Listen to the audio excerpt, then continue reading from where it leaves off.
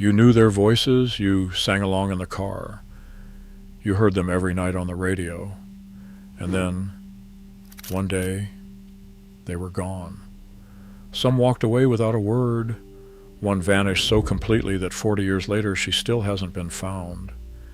Here's 15 country stars who vanished at their peak and what really happened to them. Subscribe before we start so you don't miss any of our lookbacks. Number 15, Ferlin Husky. In the 1950s and 60s, Ferlin Husky was one of the biggest stars country music had. He had the looks of a movie star, a warm and versatile voice, and a run of enormous hits. His 1957 record Gone was a smash on both the country and pop charts, and in 1960 he recorded Wings of a Dove, a gentle gospel song that spent 10 weeks at number 1 and became one of the most beloved records of its era. He was everywhere. He acted in movies, he appeared on television, and he even created a hillbilly comedy character named Simon Crumb who had hits of his own. For a solid decade, Ferlin Husky was a genuine celebrity, the kind of all-around entertainer who seemed like he would be famous forever. And then, somewhere in the late 1960s, the hits stopped coming, and the spotlight that had followed him everywhere simply moved on. The man who had been on every radio and every variety show faded out of the public eye almost without anyone noticing. He never truly stopped performing, playing shows for loyal fans for decades. But to the wider world, the star named Ferlin Husky had vanished. Younger generations who came along later had no idea that this warm, handsome, gifted entertainer had once been one of the most famous men in American music. He was finally inducted into the Country Music Hall of Fame in 2010, a year before he died, a long overdue nod to a star the world had let slip away. Number 14, Jack Greene. Jack Greene had one of the warmest, deepest voices in all of country music, and for a few glorious years in the late 1960s, he was on top of the entire genre. He had spent years in the background as a drummer in Ernest Tubb's band, until Tubb heard him sing and told him it was time to step out on his own. In 1966, Jack Greene recorded a song called There Goes My Everything, and it changed his life overnight. The record went to number 1 and stayed there for 7 weeks. It crossed over to the pop charts and touched people so deeply that Greene said he received letters by the thousands from people who had lost someone they loved. The next year, 1967, he swept the very first Country Music Association Awards, walking away with Male Vocalist of the Year, Single of the Year, and Album of the Year. They called him the Jolly Green Giant for his height and that big, tender voice. He was one of the brightest stars in Nashville. And then the hits began to slow, and the spotlight drifted to younger singers. Jack Greene kept performing on the Grand Ole Opry for decades, beloved by the fans who remembered, but the mainstream fame he'd tasted in 1967 quietly slipped away. To most of the country, the man who once ruled the CMA Awards had simply disappeared. His gentle giant of a voice, once everywhere, became a memory that only the faithful still carried. Number 13, Wynn Stewart. Here is a name that changed country music, even though most people today have never heard it.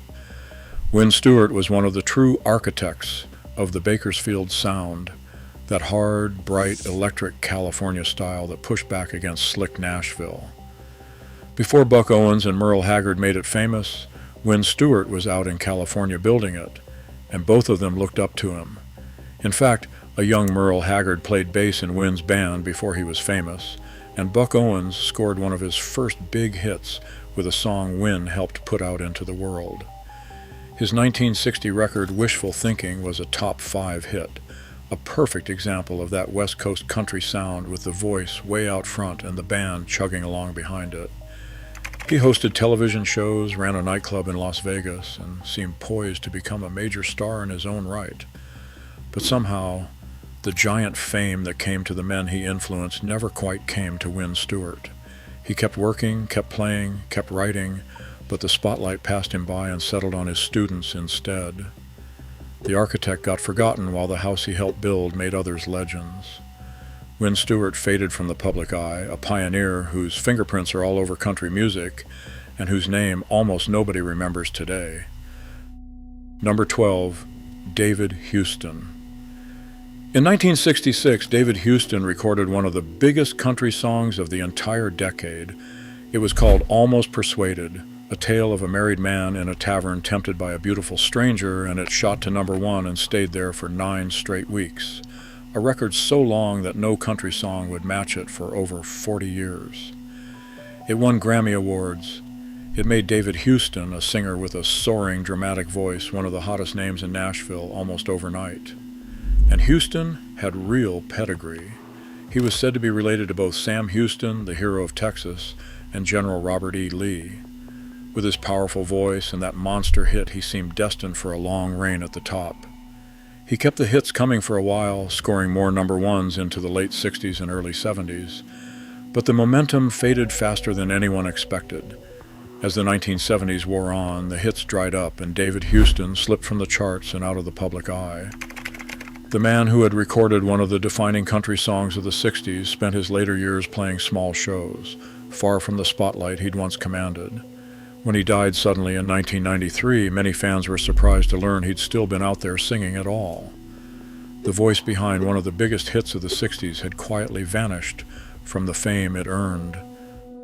Number 11, Sue Thompson. Sue Thompson had one of the most distinctive voices in early 1960s music, a bright, girlish, almost childlike sound that was instantly recognizable, even though she was already in her 30s when she became a star. In 1961, she scored back-to-back smash hits with Sad Movies Make Me Cry and Norman, both written by the great songwriter John D. Loudermilk. That little catch in her voice, that sweet vulnerability, made those records irresistible, and they sold in the millions.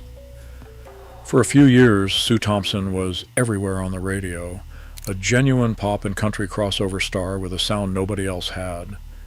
She kept recording, later finding more success on the country charts with a string of duets. She had carved out a real place for herself in an industry that made it hard for women. But that bright, unmistakable voice slowly faded from the airwaves, and Sue Thompson drifted out of the spotlight.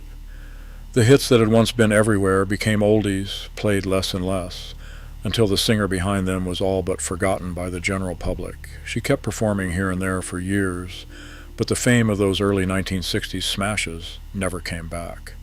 Today, if you played Sad Movies for someone, many would recognize the song instantly and have absolutely no idea who the woman singing it was. Sue Thompson vanished into the very nostalgia her records helped create. Number 10, Carl Smith. In the early 1950s, few stars in country music burned brighter than Carl Smith. They called him Mr. Country, and he earned it, placing more than 30 songs in the country top 10 during that decade alone. He had a warm, confident voice and a clean-cut, handsome charm that made him a natural star. He was a fixture on the Grand Ole Opry. He married June Carter and later the singer Goldie Hill, and he sat right at the center of country music royalty. Carl Smith had everything: the hits, the fame, the respect of his peers. He could have ridden that stardom for the rest of his life, the way so many stars cling to the spotlight until the very end. And that is what makes his story different from almost everyone else on this list. Carl Smith did not fade away. He chose to leave. At a point when he was still a beloved and successful star, he simply decided he'd had enough of the music business, and he walked away to raise horses on his ranch in Tennessee. He became a quarter-horse breeder and a competitive rider, and he seemed genuinely happy to trade the stage for the saddle. He lived quietly for decades, content and out of the spotlight, showing up only rarely. Carl Smith is one of the very few country stars who vanished at his peak, not because the world forgot him, but because he decided on his own terms that he was done. If a name on this list has taken you back, subscribe now and stay with me. The biggest stars and the greatest disappearing act of them all are still to come. Number 9, Norma Jean. For much of the 1960s, if you watched country music on television, you watched Norma Jean. She was the featured female singer on the Porter Wagoner Show, the most popular country program in America, beamed into living rooms across the whole country week after week. She was a talented, charming performer with real hits of her own, and that national television exposure made her a genuine star, one of the most visible women in the entire genre. Then, in 1967, everything changed. Norma Jean left the show, and Porter Wagoner replaced her with a young, unknown singer named Dolly Parton. That decision would make Dolly a superstar, and it would send Norma Jean's career in the opposite direction. Without that weekly national spotlight, her fame began to fade almost immediately. She kept recording and performing, but she never recovered the visibility she'd had at the very top of that television show. The woman who had been in millions of homes every week slowly slipped out of the public eye, her name overshadowed forever by the legend who replaced her. It is one of the quiet, poignant what-if stories of country music. Norma Jean was a star on the biggest stage the genre had, and then, almost overnight, she became the answer to a trivia question. She vanished from a fame that, for a few years, had been as big as anyone's in country music. Number 8, Johnny Rodriguez. In the early 1970s, Johnny Rodriguez was one of the most exciting new stars in all of country music, and he made history doing it. He was the first major Mexican-American star the genre had ever produced, a handsome young Texan with a warm voice and an easy charm, and he brought a whole new flavor to Nashville. Discovered playing music in his small Texas hometown, he was signed and launched, and the hits came fast. Starting in 1973, Johnny Rodriguez rattled off a remarkable string of #1 hits, songs like You Always Come Back to Hurting Me and Riding My Thumb to Mexico. He would sometimes slip effortlessly between English and Spanish in his songs, something nobody in country music had done at that level before. He was young, handsome, wildly talented, and on top of the world, seemingly destined to be a superstar for decades. But the blazing early success proved hard to sustain. As the 1970s turned into the 80s, the #1s stopped coming, and Johnny Rodriguez gradually slipped from the top tier of country stardom into the background. Personal troubles followed him in later years.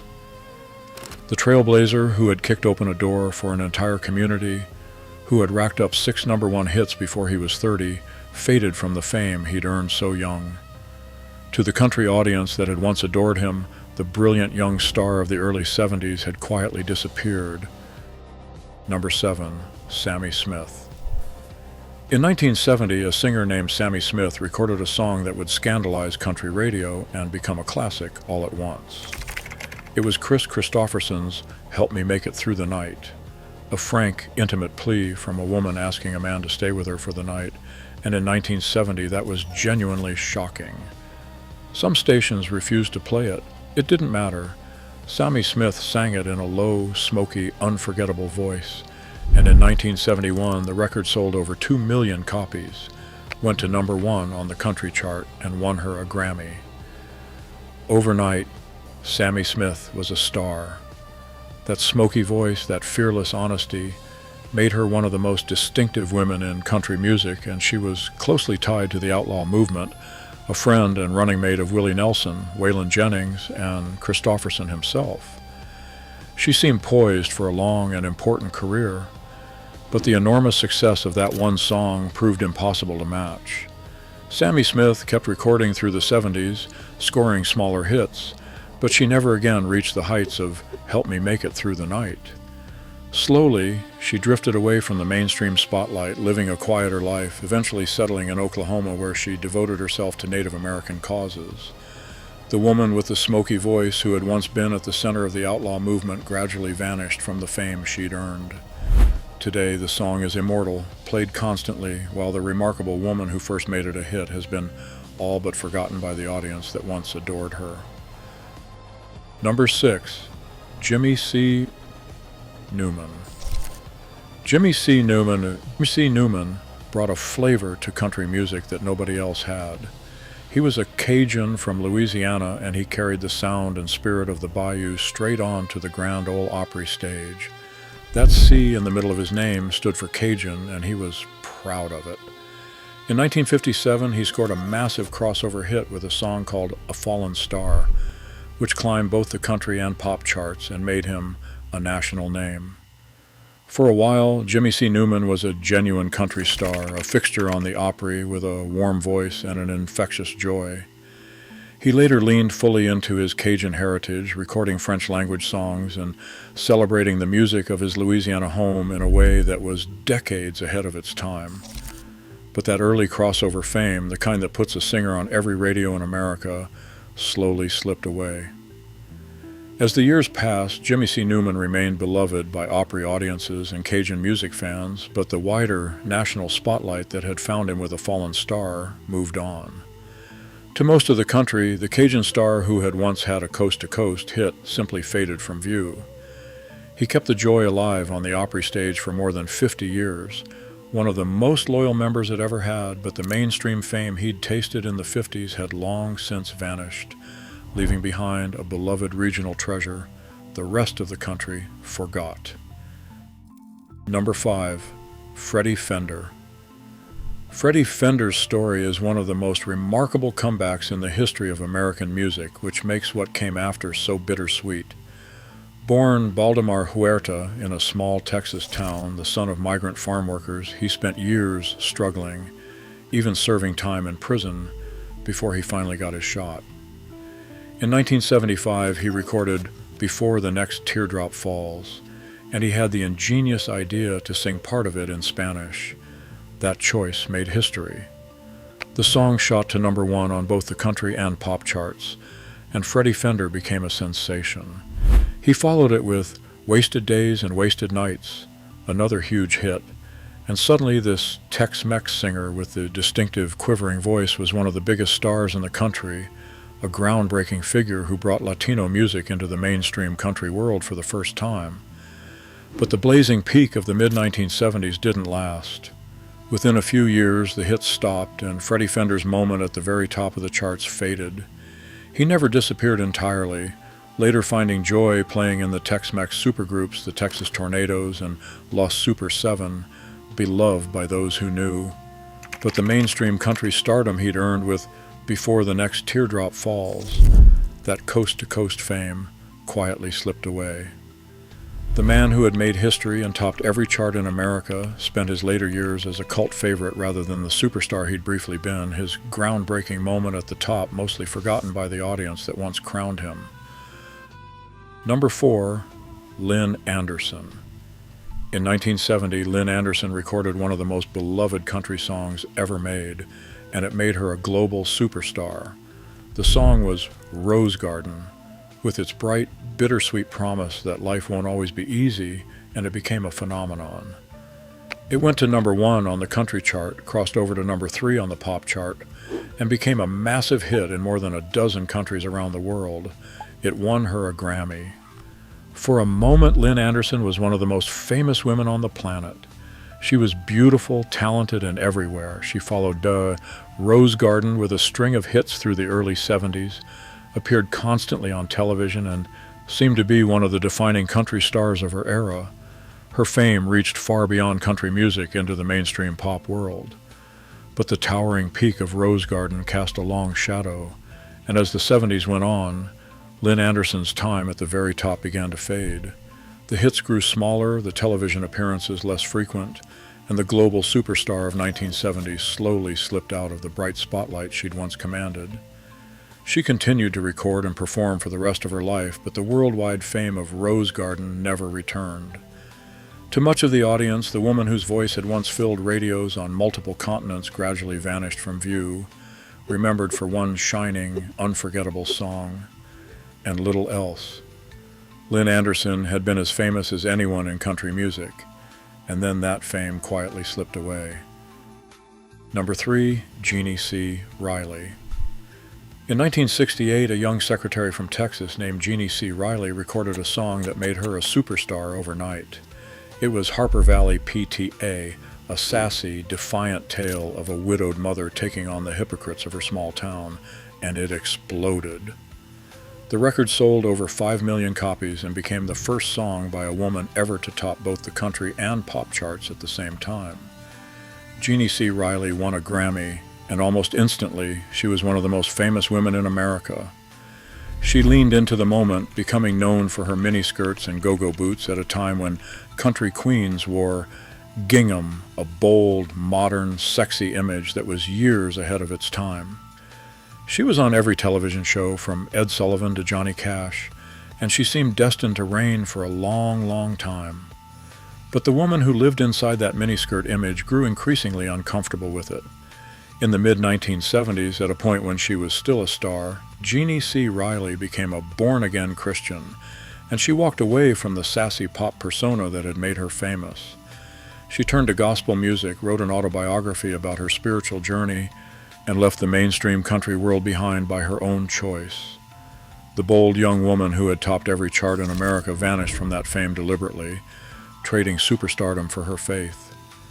To the audience that had adored her, one of the biggest female stars of her generation simply disappeared from the spotlight and never came back to it. Number 2, Charlie Rich. They called him the Silver Fox for his prematurely silver hair, and in the mid-1970s, Charlie Rich was one of the biggest stars country music had ever produced. He had struggled for nearly 2 decades, a gifted piano player and singer who couldn't quite find his place until 1973 when he recorded Behind Closed Doors and The Most Beautiful Girl. Both went to number 1 on the country and pop charts. Both won Grammys. Suddenly, after 17 years of trying, Charlie Rich was the hottest star in America, named the Country Music Association's Entertainer of the Year in 1974. And then came one of the strangest moments in the history of country music. In 1975, Charlie Rich stood on stage to present the Entertainer of the Year award to his successor. When he opened the envelope and saw the name John Denver, Rich pulled out a cigarette lighter and calmly set the card on fire right there on live television before reading the name. The industry was stunned, and Rich found himself frozen out of the awards shows that had once celebrated him. His career never fully recovered its momentum. As the 70s ended, the hits faded, and the Silver Fox slipped from the spotlight. He struggled with personal demons and stepped back from the relentless machine of stardom, recording only occasionally in his later years. The man who had been Entertainer of the Year, whose voice had topped every chart in the country, quietly vanished from the fame he'd waited 17 years to find.